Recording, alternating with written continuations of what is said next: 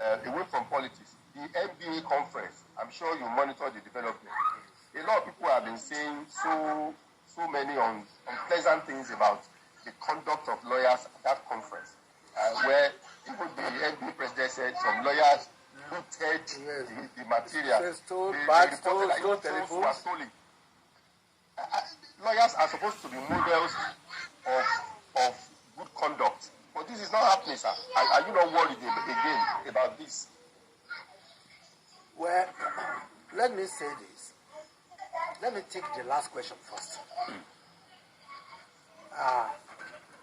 I feel very, very sad about what happened. And we saw it coming.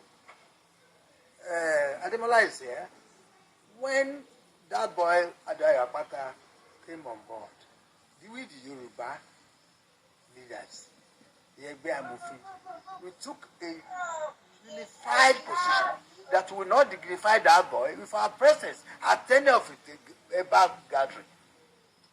Unfortunately, some of our people who took that decision alongside with us betrayed that trust. Coming from the background that I have, really progressive, when I take a decision, when I say this is what I'm going to do, even at the risk of my life, I stick to that. We took that decision in Ibadan here. Shivola Nikweku happened to be the leader of Egbe Amufin in Nigeria. I happened to be his deputy. We took that decision. Shivola Nikweku and I have religiously kept to that position. But unfortunately, some of our boys and girls felt otherwise because they wanted to be in office, one office or the other. Again, everything boils down to poverty. Poverty of ideas, poverty of knowledge, poverty of integrity. It's not just material poverty. And that's where people are missing it. When we speak about poverty, people think we are talking about Naira and Kobo. No.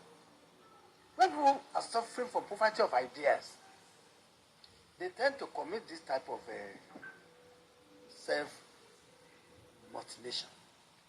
That's what happened to the NBA. When I came in as a young lawyer, we held our leaders in high esteem. Their words were laws. Whatever they say, we follow. But these Soke boys and girls came up. And they set out to ruin the legal profession. At the last body of benchers meeting, that guy attended the meeting first factually, Akpata. And because we didn't buy his idea, he went and issued a release calling first CJs ostrich. And he said they sat down there, three former CJA and the incumbent one, they sat down there playing ostrich. He made that release. And one of the Supreme Court justices asked us, how did this one become your president? And we said, well, this Soke boys.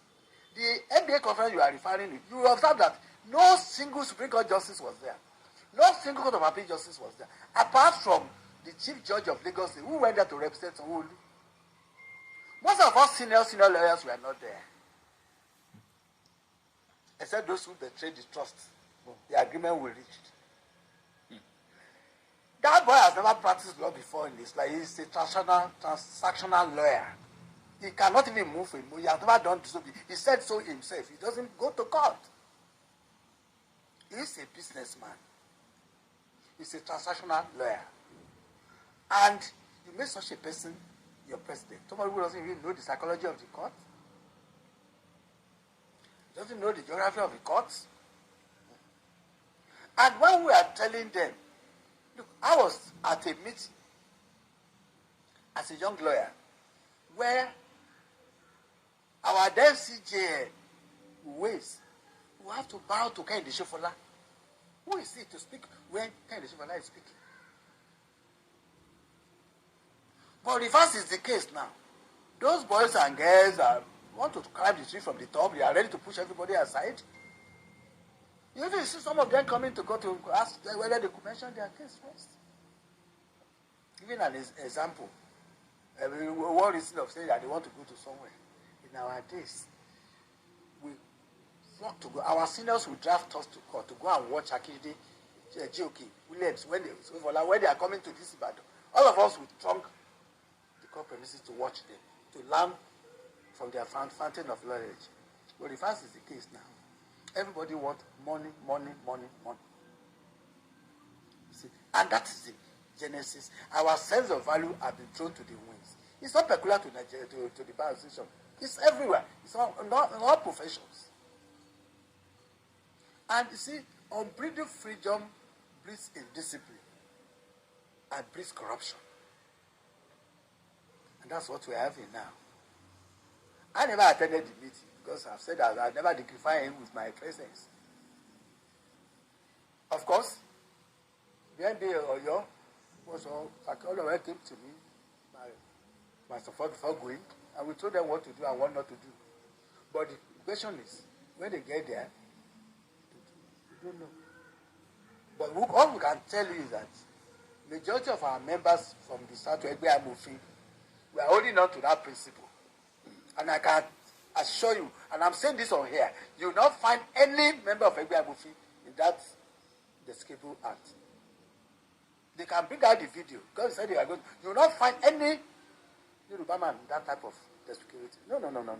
Our Loriki, we stand for something. And if you don't stand for something, you fall for anything. And that's what the gospel we have been preaching to our members, the younger ones. Some of them are here in this studio. They are lawyers, even though they are politicians, they are lawyers. They are looking at me. See, we tell them what to do and what not to do. And they obey us. We obey our seniors. Don't forget, we were the last to form tribal union within the profession. We were against it initially. The Igbo started it, followed by the Arewa. After the 1992 Bar Conference of Port Harcourt, when the bar was balkanized. The bar came back together in 1998. We were in limbo for 6 years. So, and we saw this thing coming. You see, and we now have a country of anything goes. We now have, quota teachers, quota professors, quota son, quota judges, quota governor, quota principal. Everything about our life has been quotarized. We have so quotarized our lives that the center can no longer. So you are saddened with the development. It's very, very sad. Quick one on the conservative beginning to roll.